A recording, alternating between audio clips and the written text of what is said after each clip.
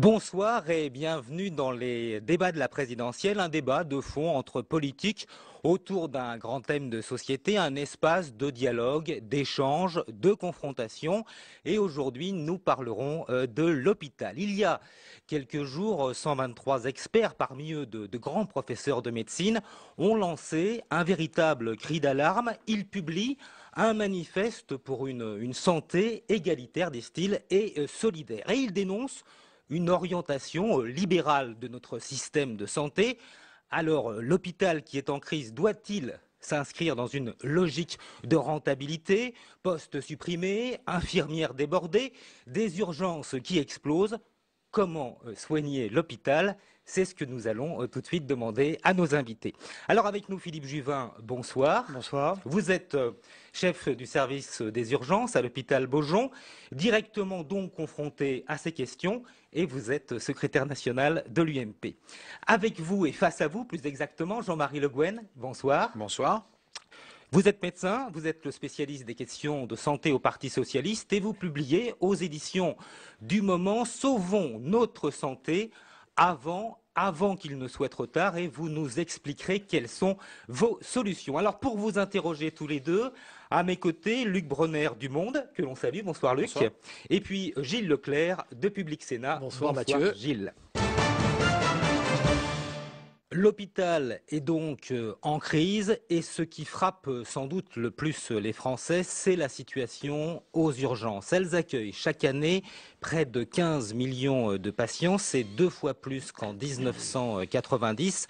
Résultat, un temps d'attente parfois très très long.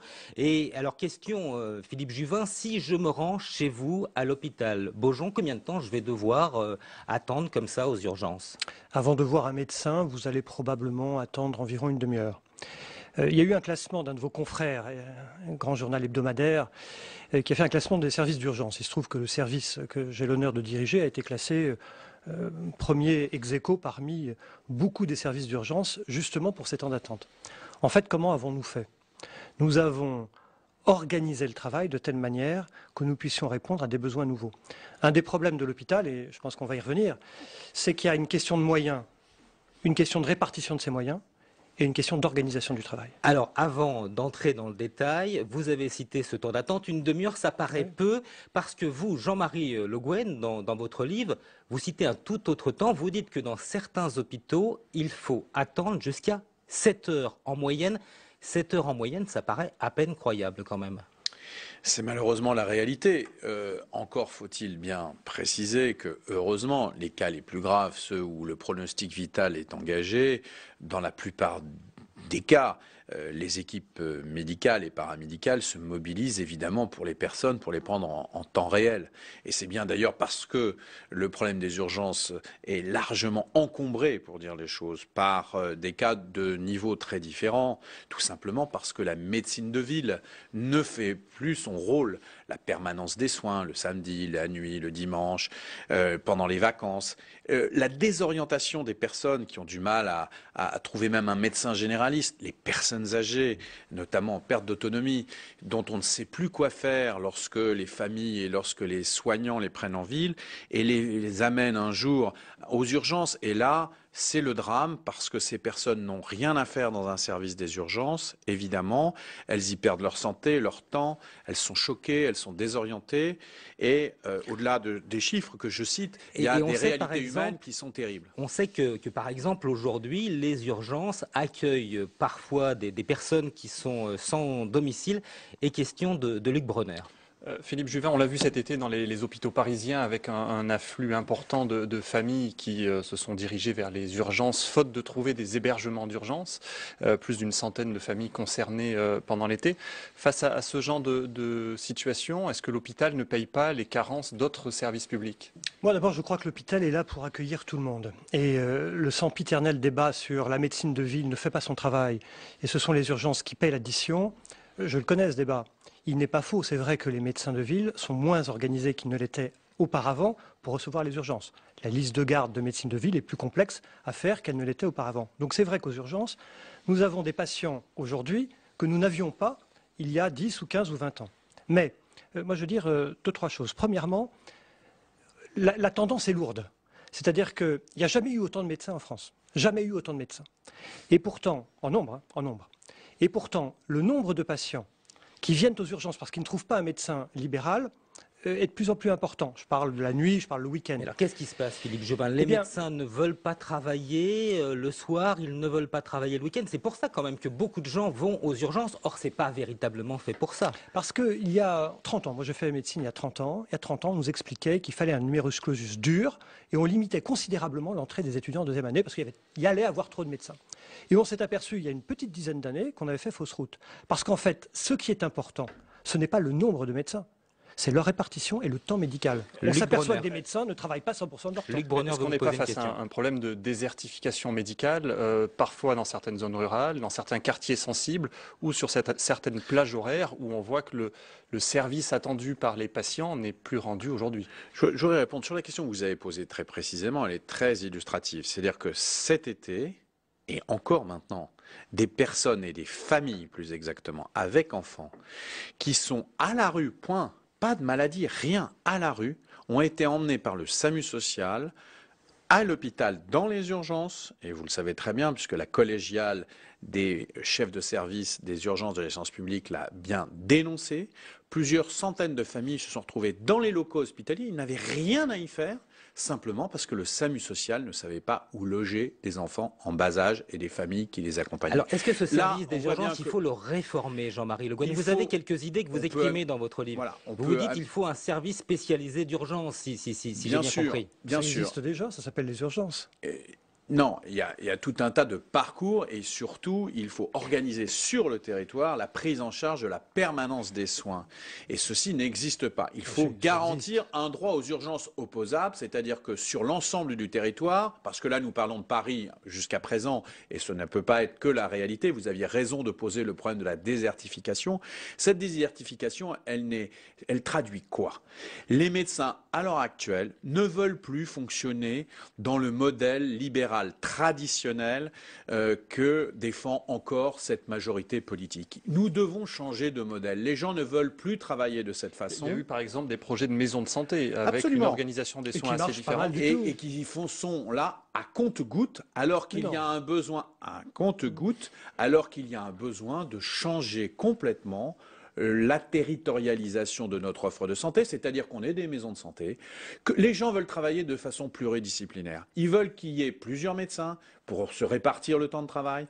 Ils veulent qu'il y ait autour d'eux des infirmières, des assistantes sociales. Voilà. Il faut refonder, pas simplement à la marge, pas comme un prétexte pour ne rien faire, mais changer véritablement de sujet. Jean-Marie Le Guen, juste une question à Philippe Juvin. Vous proposez un service d'urgence un peu comme il existe la possibilité d'avoir des logements automatiquement. C'est un petit peu ça que vous proposez.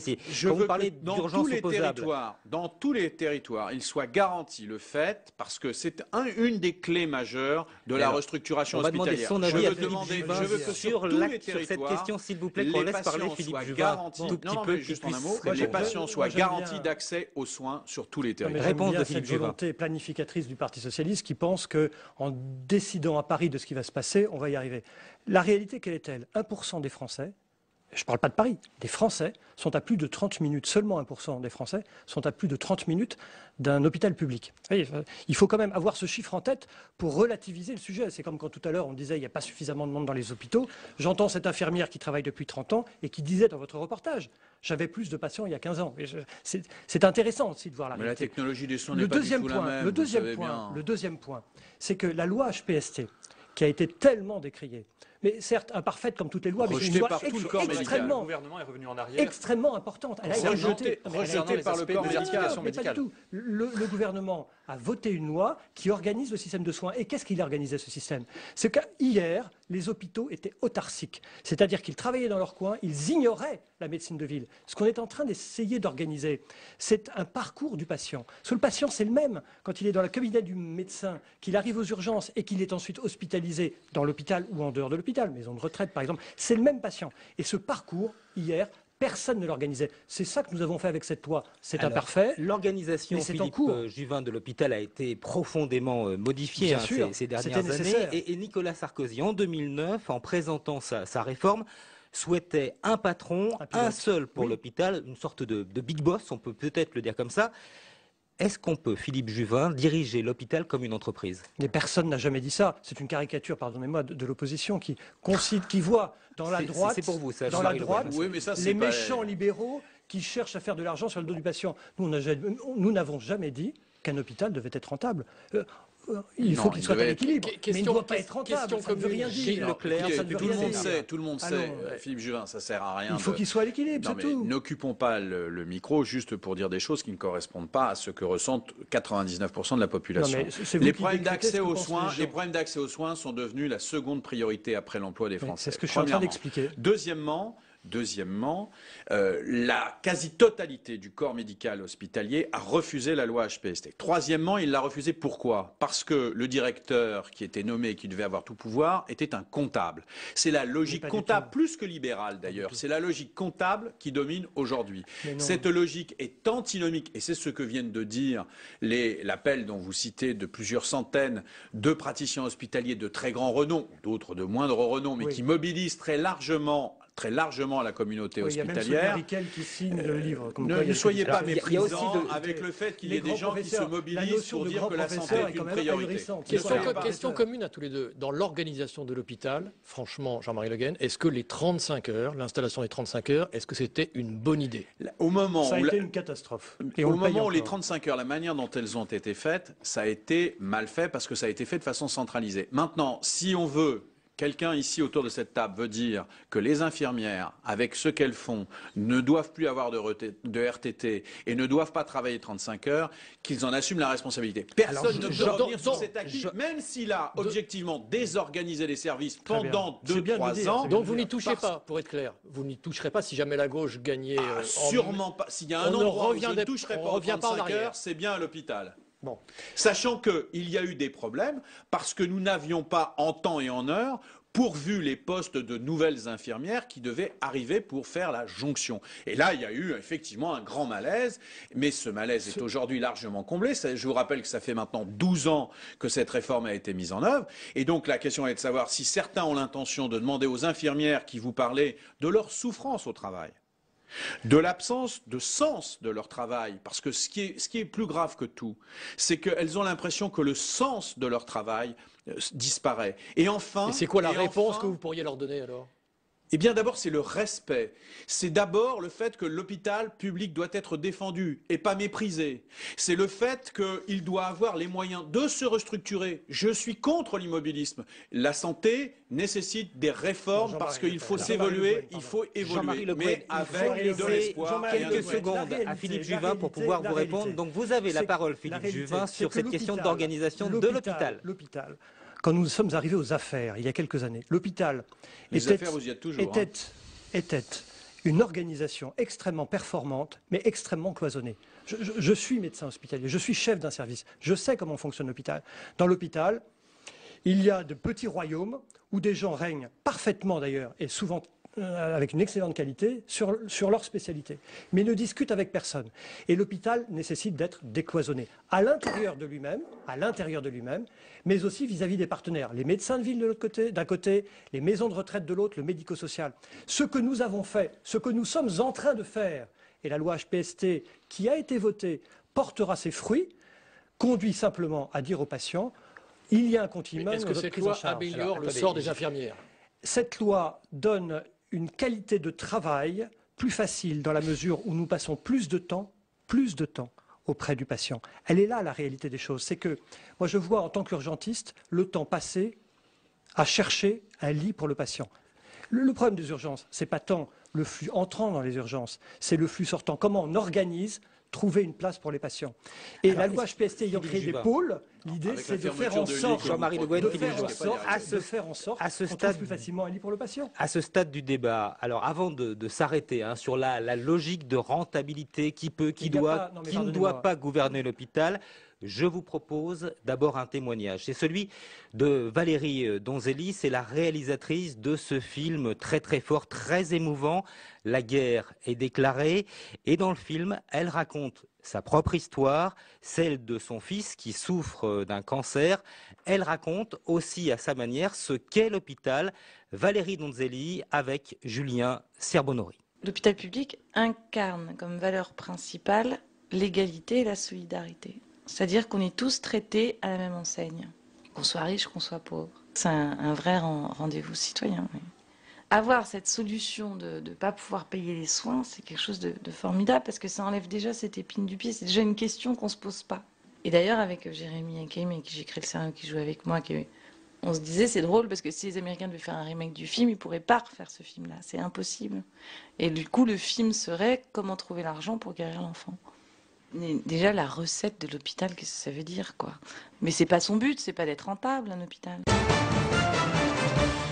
Alors après ce témoignage, question à Philippe Juvin, une évolution à l'américaine où seuls les riches peuvent se payer les soins les plus coûteux.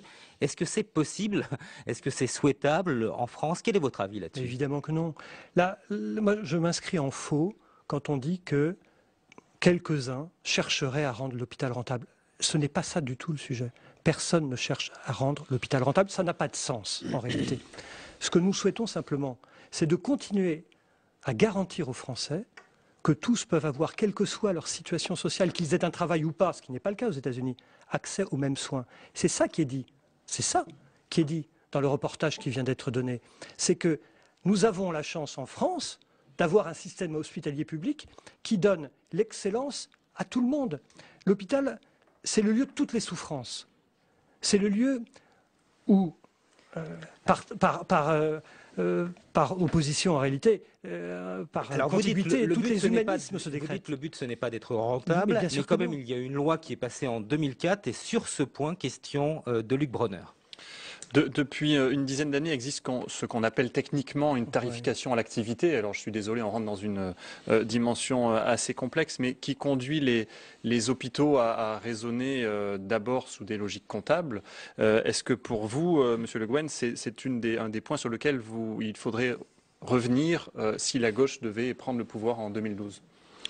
Je vous réponds tout de suite oui, et je dis un mot quand même sur ce film. J'invite tous nos auditeurs et téléspectateurs à aller le voir. C'est absolument merveilleux d'humanité, de beauté, et ça vaut tous les argumentaires et tous les discours des responsables politiques. Voilà. C'est un monument d'humanité, d'amour.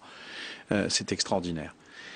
Donc oui, il faut techniquement changer la T2A, il faut effectivement d'une part aller vers la tarification plutôt à la qualité qu'à l'activité, c'est-à-dire qu'il ne s'agit pas de multiplier les actes pour le plaisir, il s'agit d'aller vers véritablement l'efficacité des soins. Vous avez écrit d'ailleurs, il faudra limiter, je vous cite, les effets pervers de la nouvelle tarification des hôpitaux. C'est ça que ça veut dire. Mais oui. Précisément limité, on met quoi à la place? On met à la place... On revient en arrière? Vous savez, quand vous avez un service de l'hôpital Necker qui fait de l'infection, qui est réservé aux cas les plus rares d'infection, par exemple par des champignons, vous ne pouvez pas le faire travailler à l'activité parce qu'il va récupérer un certain nombre de cas qui existent ou qui n'existent pas, et le faire travailler comme on a voulu le faire, par exemple, pendant l'épisode de la grippe, lui faire de la grippe, c'est pas son métier, il sait pas le faire, il faut pas rester à la tarification à l'activité. Les disciplines, vous savez, la tarification, quand vous faites du diabète à l'hôpital, faire travailler les gens, alors c'est bien pour les actes techniques, la tarification à l'activité, c'est bien pour un service qui fait de la radiologie, éventuellement pour de la chirurgie,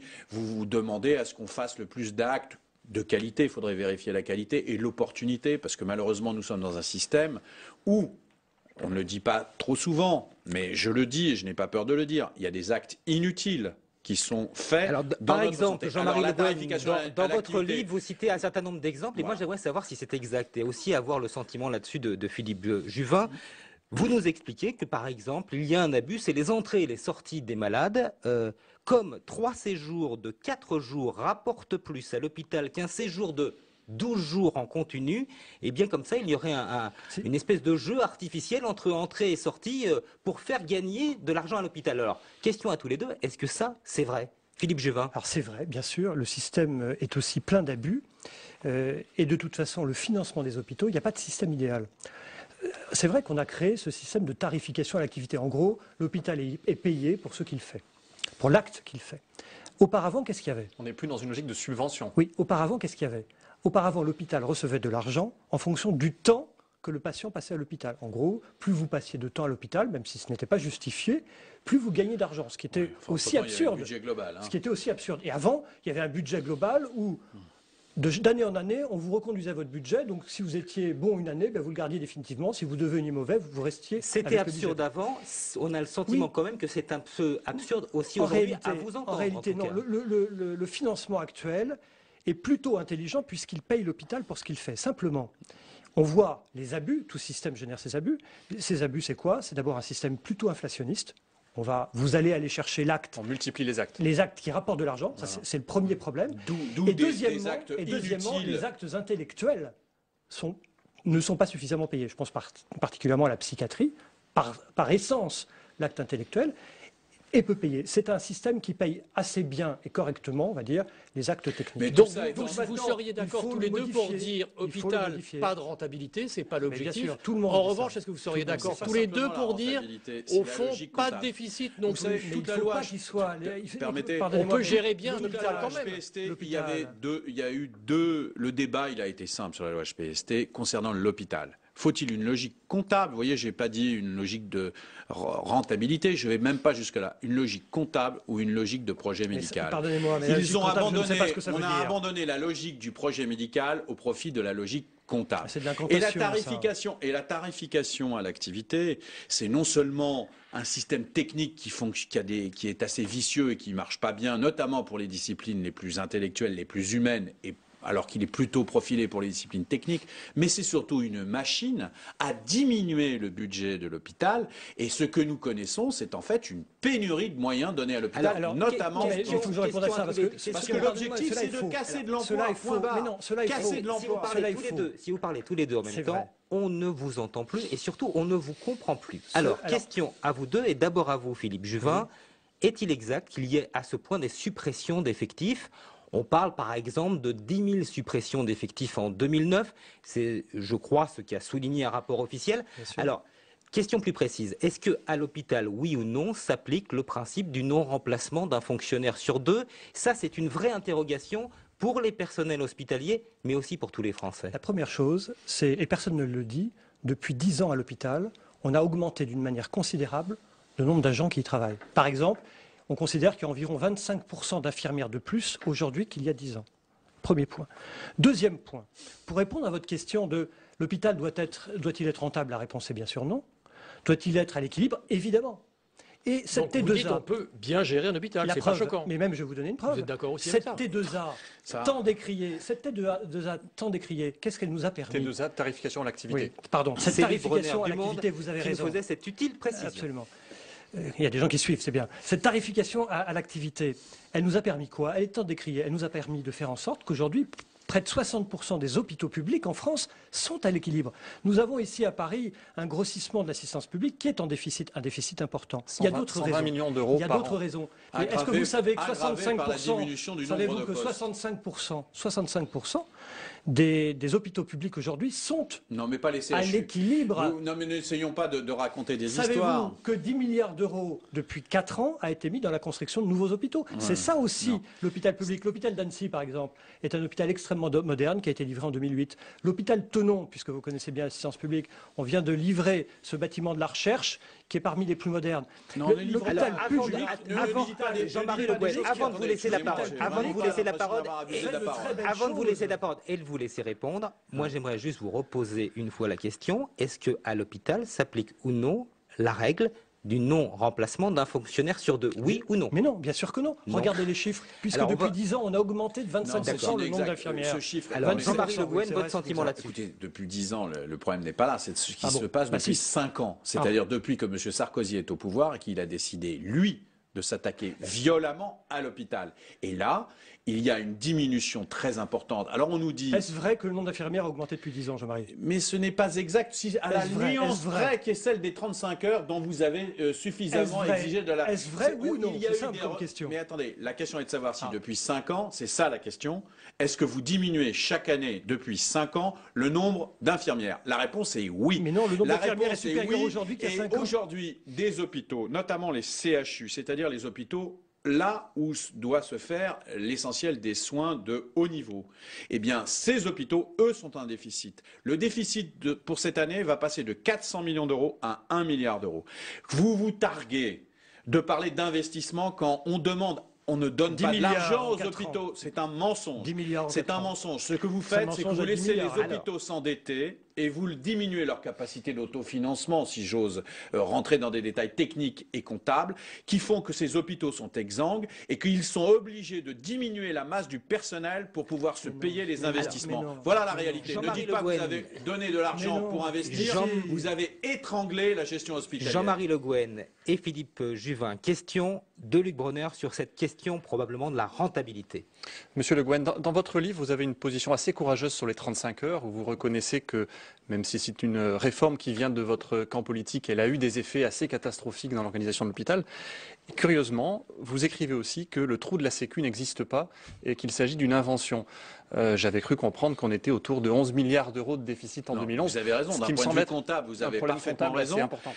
Vous avez parfaitement raison. Est-ce qu'il n'y a pas une forme d'aveuglement de votre part? Non, je ne crois pas. Je veux dire par là qu'on utilise la problématique. Vous savez, si on devait expliquer ici l'argent qui arrive à l'assurance maladie, je parle de l'assurance maladie, parlons pas de la sécurité sociale. Si on devait parler de l'assurance maladie et des tuyaux qui y arrivent, on passerait 1 heure. Donc je ne rentre pas dans le détail. Simplement, la volonté du pouvoir de mettre des tuyaux ou pas qui permettent que l'assurance maladie soit ou pas en situation d'équilibre, c'est une question de pure volonté politique. Deuxièmement, et donc je prétends très solennellement donc pour vous, que les déficits sont en partie fictifs. Les déficits, la sécurité sociale, l'assurance maladie, ce qui ne veut pas dire qu'il n'y a pas des problèmes d'optimisation et de bonne gestion. Hein. Je ne suis pas quelqu'un d'irresponsable, ni de réforme, tout au contraire, ni même de diminution d'un certain nombre de coûts, je pense notamment aux médicaments.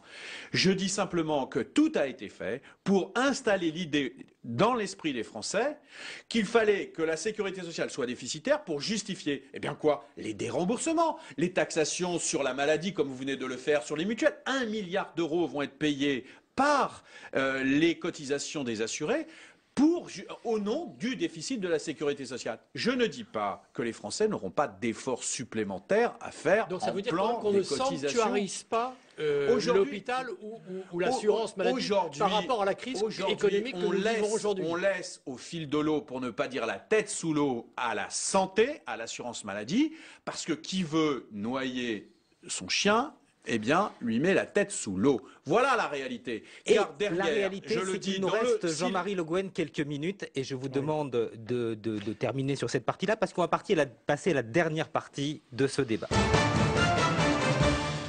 C'est maintenant l'heure des questions d'actualité et j'ai une question à vous poser, Philippe Juvin. Vous avez probablement suivi ou entendu ce qui a été dit hier lors du débat sur les primaires socialistes.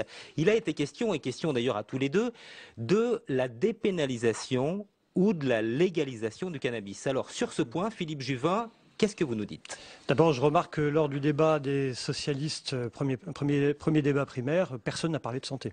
C'est quand même assez intéressant. Ça vous montre. Vous le regrettez? Évidemment. Quelle aberration que si personne. Il y a personne. 3 débats, donc ce sera peut-être l'occasion d'en parler dans le second rien et si ce troisième n'est l'évoquer sous la forme du cannabis. C'est assez effrayant. Mais d'ailleurs, moi j'avoue que quand j'entends Jean-Marie Le Guen dire que le trou de la Sécu est fictif, compte tenu d'un monde économique qui semble s'écrouler, je me demande si le PS n'est pas revenu à ces vieux démons.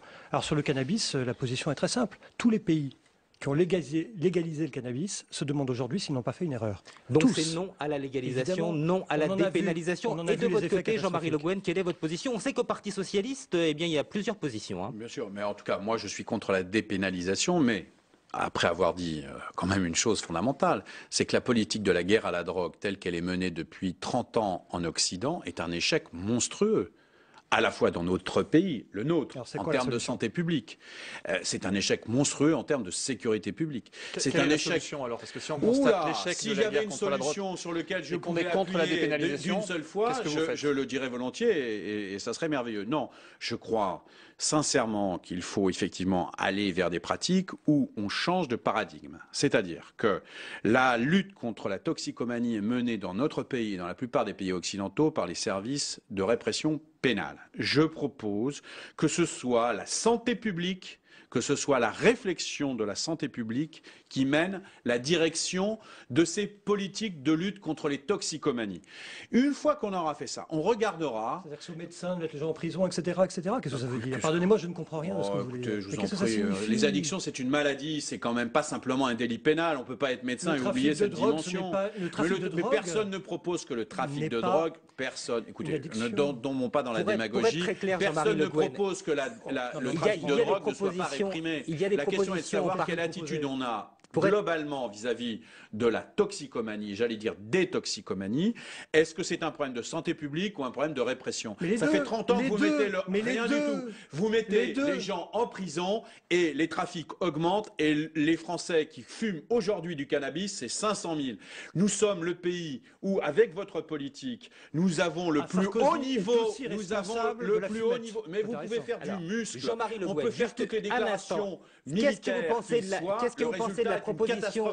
Qu'est-ce que vous pensez de la proposition qui émane de votre parti ou de certaines personnes au sein du Parti socialiste de transformer le délit en contravention? Est-ce que ça, vous êtes d'accord avec ça? C'est une proposition qui a été avancée par Nicolas Sarkozy en 2005. Je parle, Monsieur Luc Bronner a bien connu ces sujets au monde. Il peut confirmer ce que je dis. C'est une piste qui est intéressante, mais elle ne résout pas du tout le problème de santé publique. Le problème de santé publique, c'est d'avoir une attitude où on change le paradigme, y compris au sein des familles. Les familles ne sont pas véritablement suffisamment bien informées. On leur fait peur.